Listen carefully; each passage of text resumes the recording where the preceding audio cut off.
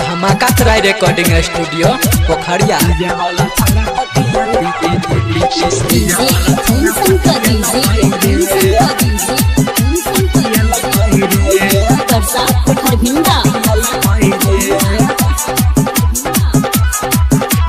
प्यार करे के सुन रे भाई,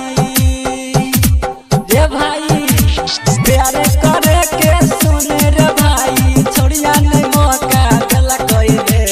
दिलवा के हमर तेरा दिला कोई रे, डीजे वाला छौरा पटियाला कोई रे, दिलवा के हमर तेरा दिला कोई रे,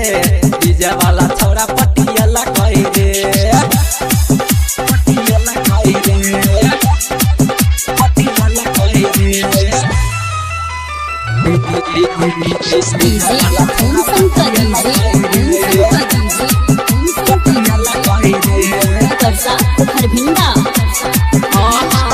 पहिले तो चली हम करेला भर रे, आगू जे देखै छी तरह दोसर के संग रे, दोसर के संग रे। पहिले तो चली हम करेला भर रे, आगू जे देखै छी तरह दोसर के संग रे, संगे संगे हम शेयर कर लिया रे भाई, संगे संगे हम शेयर कर लिया, दोसर से शादी रचला कोई रे, दिलवा के हमर तेरा दिला कोई रे, डीजे वाला छौरा पटियाला कोई रे, दिलवा के हमर तेरा दिला कोई रे, डीजे वाला छौरा पटियाला कोई रे, पटियाला कोई रे, पटियाला कोई रे।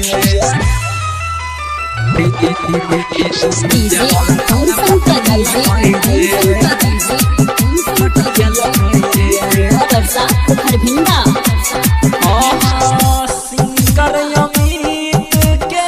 देखा दलक सपना, राइटर त्रिभुवन के बना दलक अपना, सिंगर अमित के देखा दलक सपना, राइटर त्रिभुवन के बना दलक अपना, आँख से हमारा लोरे गिरलक रे भाई, आँख से हमारा लोरे गिरलक, दोसर संगे चल गेलै रे,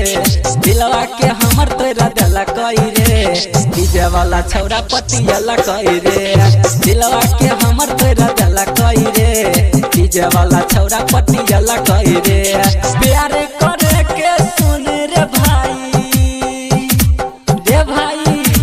प्यार करे के सुन रे भाई, छोड़िया नहीं मौका दिला कोई रे, दिलवा के हमर तेरा दिला कोई रे,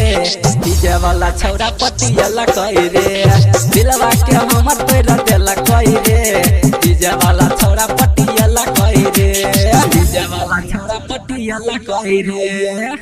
धमाका तराई रिकॉर्डिंग स्टूडियो पोखरिया।